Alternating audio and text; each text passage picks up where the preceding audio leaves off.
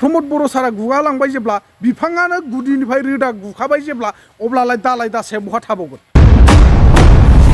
न'खर गंसेनि गेजेराव फिसाफ्रा उन्दै उन्दै देरफुजोबाखै बे समाव जुदि बिफाया थैना होयोब्ला बेसेबां आलाय सिलाय जायो नङा होमबा थिग बेबायदिनो UPPL दोला दिनै जानानै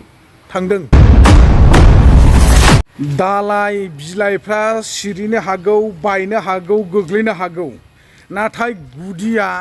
सहसाव गुवा आरो बे गुदिया गुबाथाय मा जायो बेखौ मिथिखागौ दा दालायबो थाला बिलाइबो थाला बिजौबो थाला जेबो थाला नोंथांमोनहा बेखौ अलरेडि मिथिखागौ आरो हमनो हाखायो नङा होमबा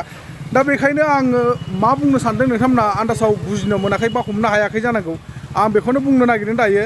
जेरै आंनि बुंनायनि कारना जाहैबाय दिनैनि दिनाव जोंनाव बर'फोरनि गेजेराव बर'नि पलिटिक्स मोननै दङ सिगांनिफ्रायनो आरो मैया दाख्लै मोनसे जोंहा दाबावदों APB हान्जा नङा होमबा इउनाइटेड फराम एक्स NDPनि बिथांमोना बा सारमोना दिनै बै बर'नि मोननै पपुलार पलिटिक्स पार्टि होनना बुङोबा जा UPPL आरो BPF BPFआथ' गोदोनिफ्रायनो दङ BPFआ खुनु बेला दिनैसिमबो दालाय सालायफ्रा बिलाइफ्रा सिरिदोंबाबो गुगादोंबाबो दालायफ्रा बिफाङा मालाबाबो गुवाखै अर्थात गुदिया माब्लाबाबो गुवाखै नाथाय UPPL दोलोआ दानायानो बारा गोबाव जायाखै हा UPPL पलिटिक्सआ मोनसे समाव दै लुसोम होबाय थानायनि गेजेरजों गोबां जोथोन लानायनि गेजेरजों गोबांबार आदोर खालामनायनि गेजेरजों थांखांदोंमोन बेबो 5 बोसोर थांखांनायनि उनाव दिनै फैनानै बिथांमोना जेनफिननायनि गेजेरजों दिनै मा जाखो थाङै थुङैनो बांद्राय मानसि गाखोनायनि थाखाय बिथांमोनना बिफाङानो गुलांबाय बिफाङानो गुबाय जायनि जाहोनाव दिनै UPPL दोलोनि बिफा जायखौ बुङो जोङो प्रमद बर' सार बिथाङानो दिनै UPPLखौ गायसनदोंमोन बिथाङानो UPPL जानानै सोमावसारदोंमोन बिथाङानो UPPLनि जानानै गोबांथार खोथा बाथ्रा बुंदोंमोन नाथाय दिनै बै प्रमद बर' सारानो UPPL दोलोआव गैलाब्ला जाय गायसनगिरि नङा होमबा हा दङ जानो बिथाङा दिनै रायजो सभानि MPसो जाहैबाय रायजो राजा नोंथांमोन आरो दिनै जोङो UPPL दोलोखौ UPPL पार्टिखौ मा होनना फोथायबावगोन दिनैनि दिनाव प्रमद बर' सारा गुगानानै थाङामोनब्ला फिसाफ्रा गोगोमैनो थागौमोन नाथाय प्रमद बर' सारा गुगालांबाय जेब्ला बिफाङानो गुदिनिफ्राय रोदा गुखाबाय जेब्ला अब्लालाय दालाय दासाया बहा थाबावगोन हा फांसे दंफांखौ नों फर एग्जाम्पल फांसे दंफांखौ नों बुखुनानै गारोब्ला बै गुदिखौ बुखुनाय लोगो लोगो दालाय बिजौआव थागोन ना दालाय बिजौआवथ' बायफ्लेजोबगोनसो थेर बेथेरसो बायजोबगोन रानलांगोन बनसो जाहैगोन लास्टाव नङा होमबा लास्टाव बननिफ्राय मा महर लागोन हाथफ्ला हांगार महर लायगोन अब्ला दिनै UPPL दोलोखौ जों मा होनना फोथायबावगोन नङा होमबा बेफोरबायदि जायो आरोखि दा मिनिनोबो ओंखारथाव दुखुबो मोनथाव बिथांमोननि पलिटिक्स खालामनाया माब्रैहाय बेखौ खुनु बुजिना मोनाखै गुबुना जायखि जिखि जाहैदोंमोन नांगौबा नै Dpn Boro सारानो फैदोंमोन Dpn Boro सारानो रायजो सभानि MP जायोना मा जायो जाहैनो हागौमोन नाथाय गायसनगिरि जाय मजबुत खुन्थिया होनना बुङो जोङो बे खुन्थियानो जिथु गुनानै दस्रा माबायावसो थाहैबायबा अब्लालाय जों माब्रै फोथायनो हाबावगोन दिनै Dpn Boro सार गैयाब्लानो UPPL दोलोआ आरो गैलिया बुंनो थाङोब्ला दा बेखौ UPPL दोलोखौ बा UPPL पलिटिक्सखौ UPPL राजनितिखौ बासायनांगौआनो Dpn Boro सारनि दायित्व जाबाय बेसेबांबा गिदिर मोनसे दायित्वखौ Dpn Boro सारनियाव खर'आव रुजुन होबाय प्रमद बर' सारा नङा होमबा गावहा आजादि जाहैबाय बेखायनो दिनै UPPL दोलोखौ लरग' थरग' सल्लां बोरलां खालामनानै प्रमद बर' सारा Dpn Boro सारनि आखायाव अर्थात अल बड' स्टुडेन्ट इउनियननि मानगोनां आफादगिरि बे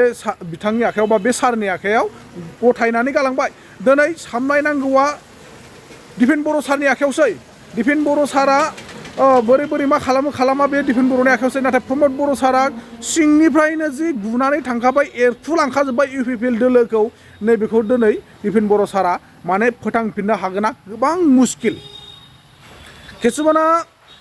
मा सानदों बेखौ आं बुजिया नाथाय आंनि साननाया बे आरोखि थौले मेलेमजों आं सानदों नोंथांमोना जायो जाया रं जादोंबा रं जादों राइट जादोंबा राइट जादों बे नोंथांमोना कमेन्ट सेक्सनाव फोरमायबानो जाबाय मानोना नोंथांमोननि थाखाय कमेन्ट बक्सआ अरायसम खुला थायो दा जोङो बर'नि पलिटिक्सखौ जोङो फोथांनानै लाखिनोबा गायसनगिरि जाय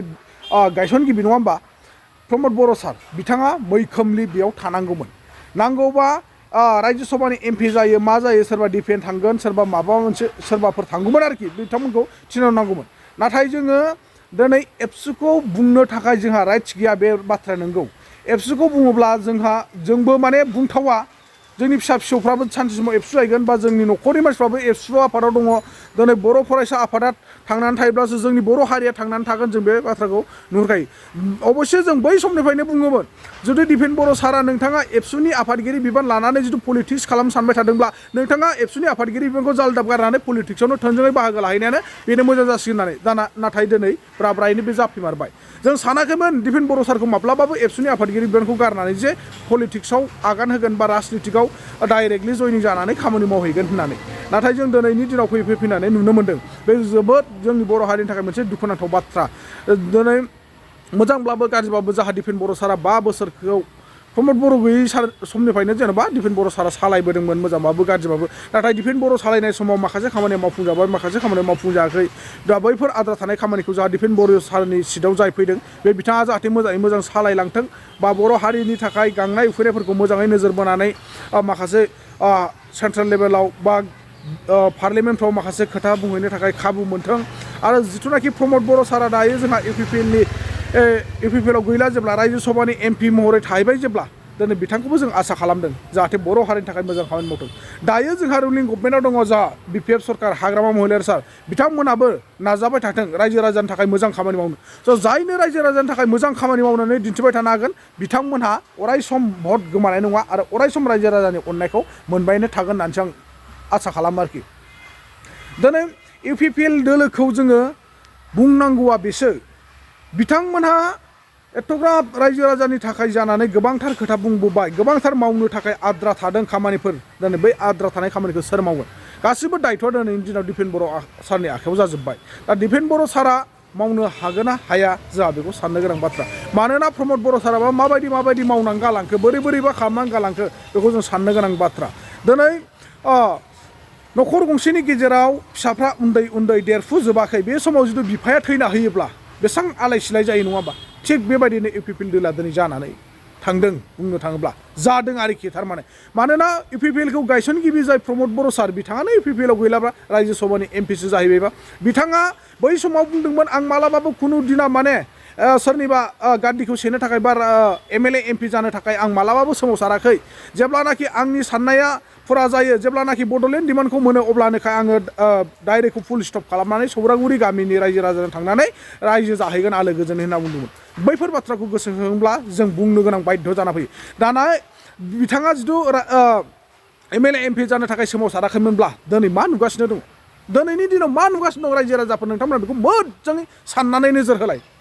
बिथाङा दिनैनि दिनाव मा खालामनो थांगासिनो दङ बिथाङा MLA MP जाया होनदोंमोन नाथाय गेजेर ससेयाव मा खालामखो हाग्रामा महिलारी सारनि सिटखौ सेनानै 5 बोसोर सरकार सालायबाय 5 बोसोर सरकार सालायनायनि उनाव फिन बिथाङा जेनफिनबाय रायजो राजानि थाखाय जेंनाफोरखौ समस्याफोरखौ फोजोबना होनो हायैनि खारनाव बा रायजो राजानि दुखु दाहाफोरखौ फोलोमना होनो हायैनि खारनाव बिथाङा 5 बोसोरल' सरकारखौ सालायनो मोनफुंबाय 5 बोसोरनि उनाव बिथाङा जेननानै थाफिननो गोनां जाबाय जेननायनि उनाव दिनै बिथाङा जों नुदों जे नैबेयाव थायोब्ला आंहा एसेबां माने बारा जाफुंनाय नङा साननायफ्रा आङो फिन आरो रायजो सभानि MP जाहैसै होनना बिथाङा रायजो सभानि MPनि नमिनेसन होनानै दिनै रायजो राजानि गेजेराव माने रायजो सभानि MP जाहैबाय नङा होमबा दिनै बिथाङा बै समाव बुंनाय बाथ्राफोरखौ बबेयाव दोनजोबखो बिथाङा बावगारजोब्बाय नामा फारि गासिबखौबो अब्ला बिथाङा बर' हारिनि थाखाय सेक्रिफाइस खालामनाय बिथाङा बर' हारिनि थाखाय सोमावसारनाय बिथाङा बर' हारिनि गासैबो बिर जोहोलावजोफोर बा बर'नि बिथांफ्रा माने शहीद जानाय मुंख्लं जालांनाय बिथांमोन बर' आइजोफ्रा जिनाहारि खालामजानाय रेप खालामजानाय बैफोरनि दुखु दाहाफोरखौ जारिमिनफोरखौ बबेयाव जाल्दाब जुल्दाब गारनानै थांजोबखो अब्ला दिनै बिथाङा बैफोरखौनो जुदि बावबायब्ला गावनि समायखेरा होनायफोरखौ मानो बावा जानो बावनायखायनोथ' दिनैनि दिनाव खोथा होनायखौ बावनायनि खारनावथ' दिनै बिथाङा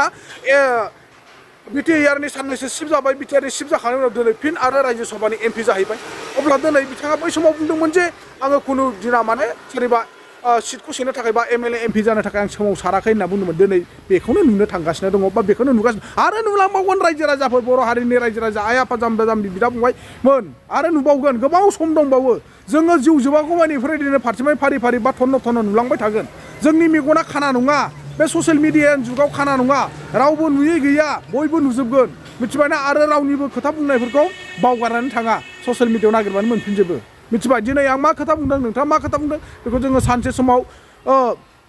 इयुनाव फिउचाराव नागिरफिनबाबो मोनजोबगोन मिथिबायना बेफोरबायदि आरोखि दा आङो माथो बुंबावनो बेफोर गासिबो पलिटिक्स प्रमद बर' सारा जि समनिफ्राय अल बड' स्टुडेन्ट इउनियननि प्रेसिडेन्ट जानानै सोमावसारबोदों बै समनिफ्रायनो बिथाङा पलिटिक्स खालामबोखादों नाथाय दिनै जोङो प्रमद बर' सारनि खोथाखौ रायखांबा दिपेन बर' सारनि खोथाखौ रायखांबा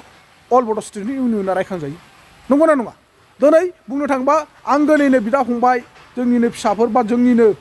न'खरनि जाथि बंस' खुरमाफोर अल बड' स्टुडेन्ट इउनियनाव गोबां जयनिं जानानै दं बा गोबाङै दङ जयनिं जालायनांगौ दरखार गैया अल बड' स्टुडेन्ट इउनियनाव जोनोम जानायनिफ्रायनो नोंथाङा स्टुडेन्ट नालाय स्टुडेन्टनिफ्रायनो नोंथाङा अल बड' स्टुडेन्ट इउनियननि सासे सोद्रोमा बा सुबुं जाबोखायो